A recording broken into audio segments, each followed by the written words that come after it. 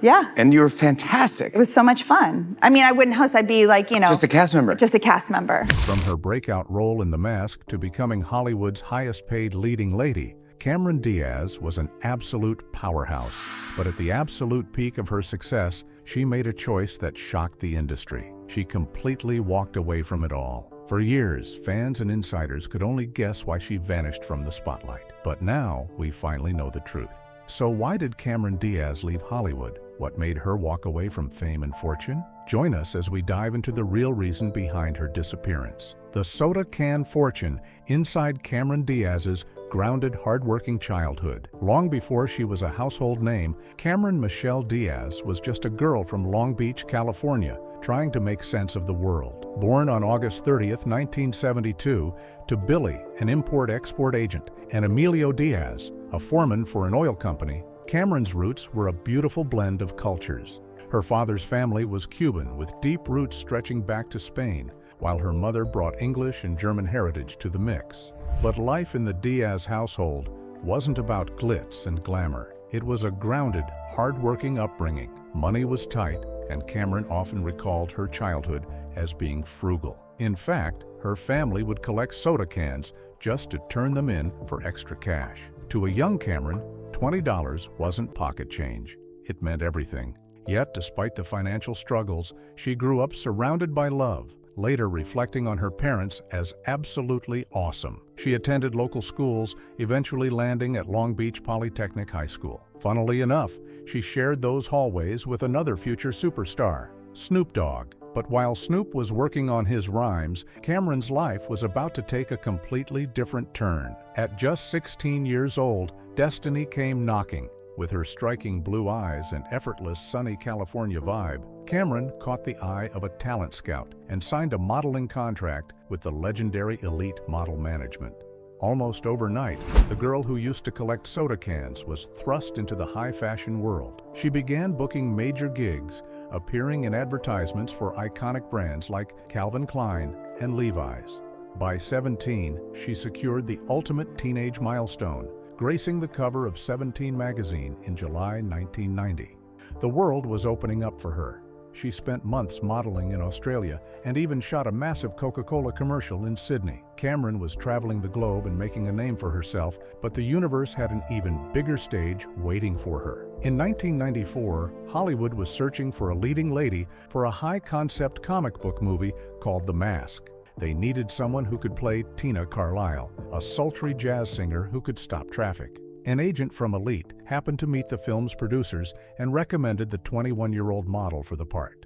There was just one catch. Cameron had absolutely zero acting experience, but the producers saw something special in her. She auditioned, landed the role, and immediately rushed into intensive acting lessons to prepare. It was a massive gamble, but it paid off beautifully. The Mask became an absolute juggernaut, cementing itself as one of the top 10 highest-grossing films of 1994.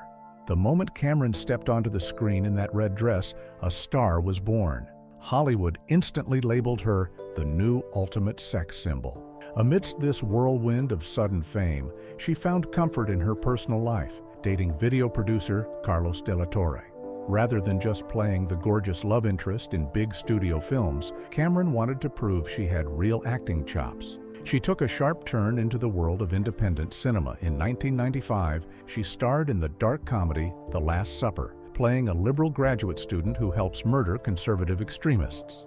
The legendary critic Roger Ebert praised the movie as a brave effort, and Cameron's willingness to take risks didn't go unnoticed. She followed that up with Feeling Minnesota in 1996, playing an ex-stripper caught in a romantic web with Keanu Reeves. While the movie itself got mixed reviews, critics pointed out that Cameron was the shining star, bringing a fierce, magnetic energy to the screen. That same year, she showed her versatility by starring alongside Jennifer Aniston in She's the One, and playing an unfaithful wife wrapped up in a murder plot in the crime comedy Head Above Water. She was even supposed to show off some martial arts skills in the action flick Mortal Kombat, but a broken hand during training forced her to drop out. But missing out on that role only cleared her schedule for the movie that would truly define the next phase of her career. In 1997, Cameron returned to the mainstream with a bang in My Best Friend's Wedding. Starring opposite Julia Roberts, she played a wealthy, sweet fiancée fighting for her relationship.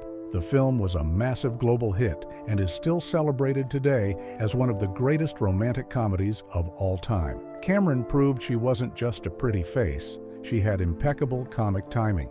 Then came 1998, the year of There's Something About Mary. Playing the titular character who has half a dozen men completely obsessed with her, Cameron was an absolute sensation. Critics raved about her irresistible charm, noting that she was a fantastic sport who was game for absolutely anything. The movie became a massive sleeper hit, ruling the box office as the highest-grossing comedy of the year in North America and making a whopping $369 million worldwide.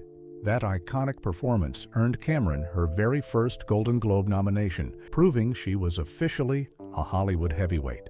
As the millennium approached, Cameron wanted to shed the It Girl label and dive into deeper, stranger roles. In 1999, she starred in Spike Jonze's bizarre masterpiece, Being John Malkovich. She played a frumpy, pet-obsessed wife, completely transforming her look. Audiences were stunned. The glamorous superstar was practically unrecognizable. Roger Ebert praised her for taking her talent incognito to strange places, and the performance earned her nominations at the Golden Globes, BAFTAs, and SAG Awards. She followed that up by going toe-to-toe with Al Pacino in Oliver Stone's intense sports drama, Any Given Sunday, playing a fierce, young football team owner. The film crossed the $100 million mark globally, proving Cameron could dominate a drama just as easily as a comedy. The 2000s started with an absolute explosion. Cameron teamed up with Drew Barrymore and Lucy Liu for the big screen adaptation of Charlie's Angels. The action-packed film was a cultural phenomenon, pulling in $264 million and proving that women could rule the action genre. But Cameron wasn't done surprising people. In 2001, she delivered a chilling, emotionally raw performance in Vanilla Sky as an obsessed ex-lover opposite Tom Cruise. Critics called her performance both heartbreaking and terrifying, landing her another round of major award nominations. That very same year, she lent her voice to a little animated movie called Shrek, playing Princess Fiona, a princess with a secret curse that turns her into an ogress. Cameron brought heart, wit, and strength to the role. Shrek became a global sensation, making over $484 million and winning the very first Academy Award for Best Animated Feature. By 2002, Cameron was one of the most powerful women in show business. She could jump from a light-hearted rom-com like The Sweetest Thing straight into a gritty historical epic. Legendary director Martin Scorsese cast her in Gangs of New York as a street-smart pickpocket and the love interest of Leonardo DiCaprio. Working alongside heavyweights like DiCaprio and Daniel Day-Lewis, Cameron held her own in a massive, sweeping story about old New York. With her star shining brighter than ever, she wrapped up this golden era by returning to the massive franchises that fans loved, starring in Charlie's Angels, Full Throttle, and Shrek 2. She had climbed to the absolute top of the mountain, conquering comedy, drama, action, and animation. Cameron Diaz had become truly unstoppable, but while her professional life was reaching dizzying heights, her personal life was about to ignite a massive media storm. The unstoppable box office queen soon stepped directly into the crosshairs of the tabloids, all thanks to a high-profile romance that caught the world completely by surprise. The 2003 millennial crossover, Inside the Sudden Internet Meltdown over Cameron. When Cameron Diaz and Justin Timberlake first linked up, the internet absolutely lost its mind. On paper, it was a match made in pop culture heaven, the queen of Hollywood rom-coms and the reigning prince of pop. But back in 2003, the public just couldn't get past one major detail: their 8-year age gap.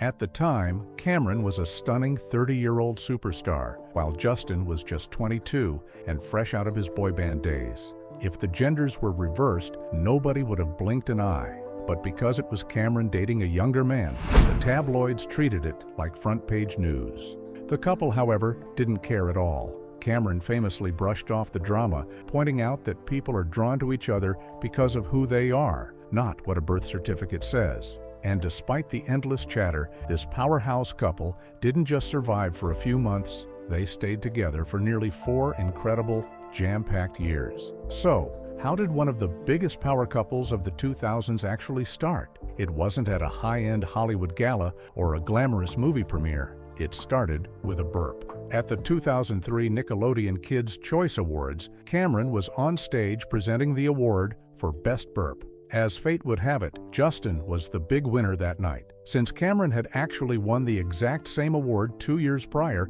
it turned out to be the ultimate, hilarious icebreaker. The timing was perfect. Both stars were newly single. Cameron had recently wrapped up a high-profile relationship with Jared Leto, and Justin was about a year removed from his legendary breakup with Britney Spears. They hit it off instantly behind the scenes. By May, the paparazzi caught them holding hands at a club in New York, and just like that, Cameron was officially born.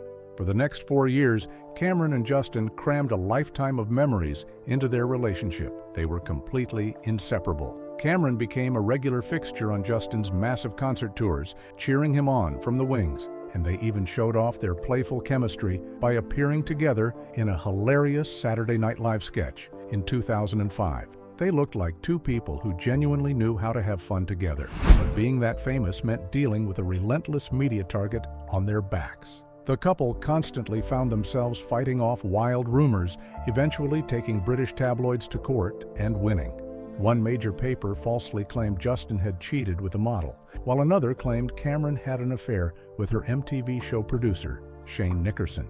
The rumor about Cameron was sparked by photos of her hugging Nickerson goodbye outside a studio.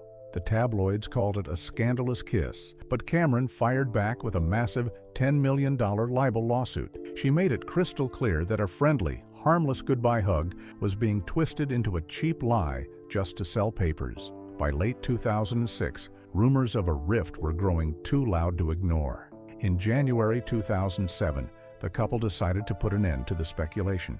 They released a formal, old-school joint statement announcing that they had mutually decided to end their romantic relationship as friends, with nothing but love and respect for one another. Of course, the media immediately started looking for a scapegoat. Rumors swirled around Scarlett Johansson, who had just starred in Justin's sizzling "What Goes Around Comes Around" music video. Scarlett quickly denied the drama, telling 17 magazine that the media was just obsessed with linking single celebrities together. But the real twist was just around the corner. Only a week after announcing their split, Cameron and Justin crossed paths at Prince's star-studded Golden Globes after-party. Justin had spent the evening flirting with a gorgeous young actress named Jessica Biel. Witnesses saw Cameron and Justin get into an incredibly tense, heated discussion in a corner, which allegedly ended with Justin slamming his fist down on a cabinet in frustration. Years later, Justin admitted in his memoir that he and Jessica were already secretly planning to see each other that night, even though they were both still technically seeing other people to protect their own hearts. Back when they were dating, neither Cameron nor Justin seemed particularly interested in the traditional fairy tale ending. In separate appearances on The Ellen DeGeneres Show in 2006, both laughed off the idea of marriage. When Ellen asked Justin if she should buy a bridesmaid dress, he joked that she'd have to stay the same size for the next 15 years. Cameron was even more direct, openly admitting that she was a total commitment phobe. But as time proved, they just hadn't met their ultimate matches yet. Justin would go on to marry Jessica Biel, building a life together that has lasted over 13 years and welcoming 2 sons, Silas and Phineas. Cameron, meanwhile, completely cured her commitment fears when she fell for rock star Benji Madden. The pair tied the knot in 2015 and has built a beautiful, incredibly private family, welcoming 3 children, daughter Radix, son Cardinal, and their newest bundle of joy, son Nautis. While many Hollywood breakups end in permanent silence and bitter feuds, Cameron and Justin proved they were true adults. Just a few months after their dramatic split, they put on brave faces and happily promoted Shrek the Third together side by side on the red carpet. By 2010, Cameron told Playboy that working together was a breeze because they were mature adults who had completely moved on. They proved it to the world in 2011 when they co-starred in the hit comedy Bad Teacher, even filming a hilariously awkward sex scene together. Cameron had nothing but praise for her ex, calling him a genius comedian who was brilliantly bizarre and talented. It was proof that while their romantic spark had faded, the mutual respect and laughter they shared never truly went away. But long before she ever built a quiet family life with her husband or mastered the art of being a mature ex, Cameron's journey through the Hollywood dating scene was a wild, heavily scrutinized ride, meeting Benji Madden at 42. Long before she met the love of her life, Cameron Diaz's high-profile dating history read like a who's who of 1990s and 2000s pop culture. For years, the tabloids tracked her every move, trying to figure out which leading man or rock star would finally get the self-proclaimed commitment phobe to settle down. While she kept her private life notoriously guarded, each relationship seemed to shape her journey toward finding the ultimate peace she enjoys today. It all really began with a classic Hollywood meet-cute that happened far away from the bright lights of Los Angeles. In 1995, Cameron was up in the snowy state of Minnesota filming a movie. As fate would have it, indie darling Matt Dillon was in the exact same state, working on a completely separate project. The two crossed paths, and the spark was instant. By 1996, they were officially an item. For the next 3 years, Cameron and Matt were one of the coolest, most low-key couples in Hollywood.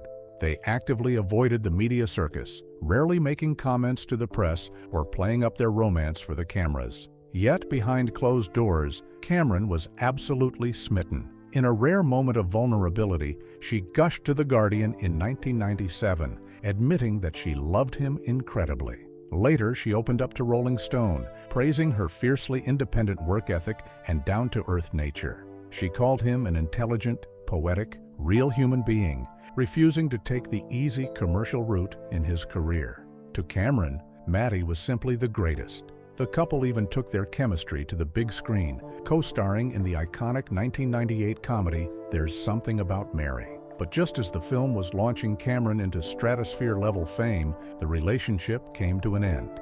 Matt, who was 8 years her senior, later explained that the romance simply ran its course. Living on opposite coasts, with Cameron rooted in Los Angeles and Matt in New York, proved too difficult, and neither was ready to pack up their lives to move.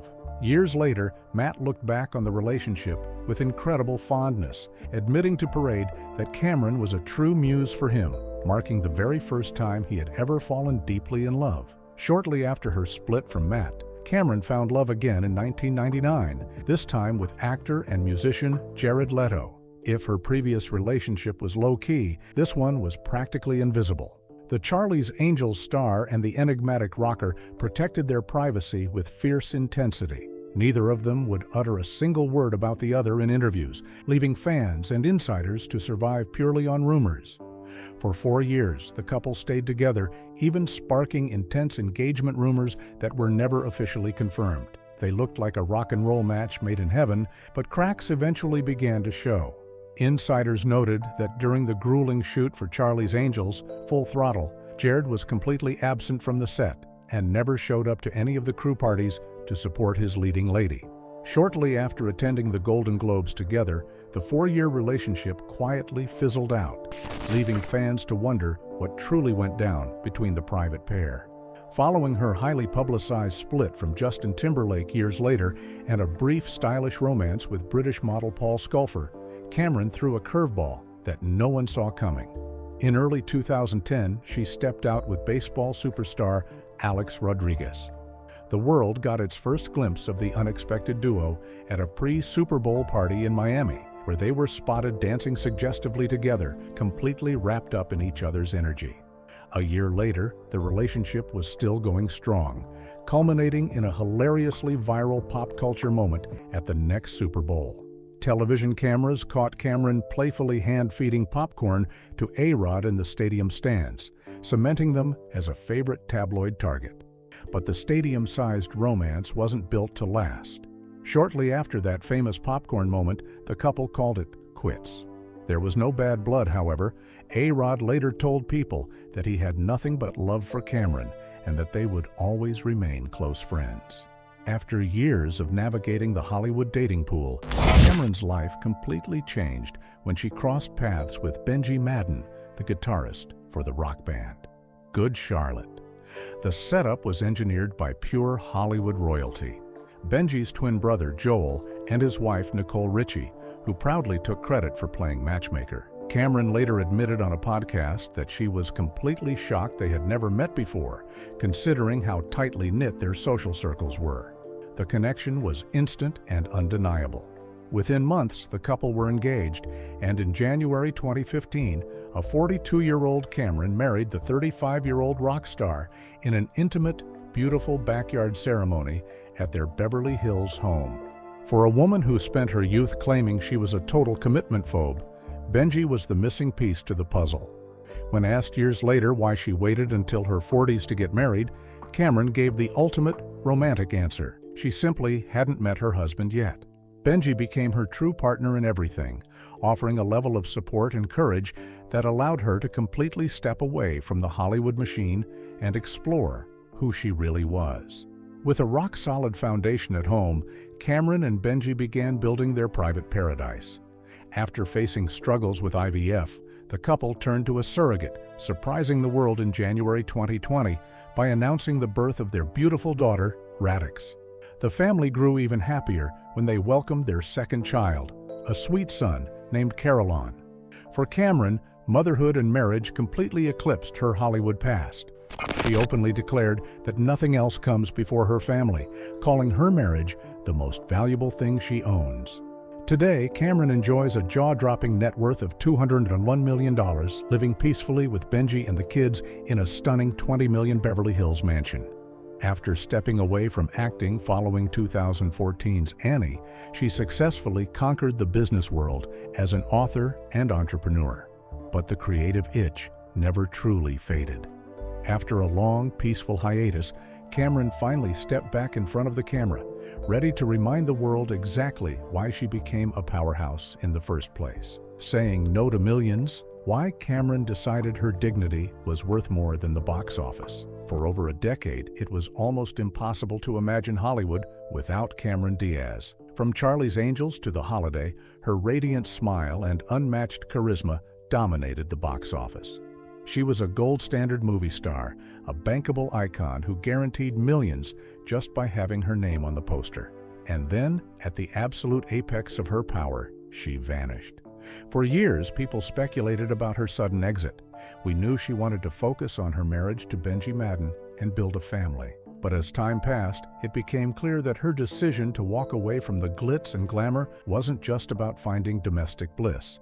There was a much deeper, darker reality driving her out of the spotlight. When Cameron finally broke her silence about what life was really like on a 2000s movie set, she pulled back the curtain on an industry that felt increasingly toxic. Speaking candidly on podcasts and panels, she revealed that the Hollywood she left behind was riddled with a dark, unspoken culture of inappropriate behavior. In the pre-Me Too era, female stars were often expected to just put up with horrific treatment as the cost of doing business. Cameron remembered that on almost every single film set, there was always that one guy, the individual everyone dreaded seeing walk into the room. Sets were coated in layers and layers of constant inappropriateness, and because the studio machine owned your time for 12 hours a day, months on end, there was simply no escape. The endless grind, the lack of boundaries, and the toxic environment took an immense emotional toll. By the time she wrapped up Annie in 2014, the stress had become too much to bear. She had given 25 years of her life to the public, and she realized that no amount of money or success was worth sacrificing her own safety, peace of mind, and dignity. When Cameron finally decided to step back in front of the camera for her massive streaming comeback, she entered a completely transformed Hollywood. Returning alongside Jamie Foxx in the blockbuster action comedy Back in Action, she immediately noticed a monumental historical difference. The Tonker Me Too movement had completely dismantled the old toxic rules of the game. For the first time in her legendary career, Cameron walked onto a movie set and felt a profound sense of security and safety as a woman. The production even provided an anonymous hotline for cast and crew to report any inappropriate behavior immediately. To a veteran like Cameron, who had survived decades of the old Hollywood system, this structural change was nothing short of amazing. It gave her the freedom to create without the looming dread that had once defined her working life. For any other A-lister, a 10-year hiatus would have been absolute career suicide. But Cameron proved that true star power doesn't just fade away. She didn't return for small nostalgic cameos or minor supporting roles. She slotted straight back into leading lady status. Reports indicate she was handed a jaw-dropping $35 million contract to come out of retirement for a multi-picture deal with Netflix. But this time around, Cameron wasn't letting the industry own her. She laid down strict, unyielding terms before ever signing a contract. She would not be on set for a single minute more than 10 hours a day. Why? Because no matter how massive the paycheck, she was going home to her husband and her children every single night. Her grand return and back in action shattered streaming records, pulling in a staggering 46.8 million views on its opening weekend alone, proving that audiences were absolutely starved for her old-fashioned, unmanufactured charisma. Now, at 53, Cameron is operating at a level of complete autonomy that most actors can only dream of. She has completely bypassed the typical ageism of the industry, jumping straight from her high-octane spy thriller into Jonah Hill's dark comedy Outcome, starring right opposite Keanu Reeves. Behind the scenes, she is keeping just as busy, returning to her beloved swamp to voice Princess Fiona in the highly anticipated Shrek 5 and preparing for her next chaotic Netflix action comedy, Bad Day. Even away from the rolling cameras, Cameron has built an absolute empire. With a staggering net worth of $105 million, she has successfully transformed into a New York Times best-selling author and a powerhouse entrepreneur, co-founding the massively successful organic vegan wine brand Avaline. She has even channeled her massive wealth into tech and health investments, backing game-changing platforms like Lyra Health for AI-powered mental health care and EverNow for women's health. When she looks back at her decade-long break, she proudly calls it the best 10 years of her life. She reclaimed her autonomy, built the beautiful family she always dreamed of, and learned how to go all in on the things that truly mattered. As for what comes next, Cameron isn't binding herself to any rules or definitions. She reserves the absolute right to say yes to a script and the absolute right to walk away forever if it stops making sense for her family. Cameron Diaz is officially back, but this time, she is the one holding all the cards. What Cameron Diaz movie is your favorite? Share your thoughts with us in the comments below. Don't forget to like, share, and subscribe. Also, click the next video shown on your screen. You will enjoy it.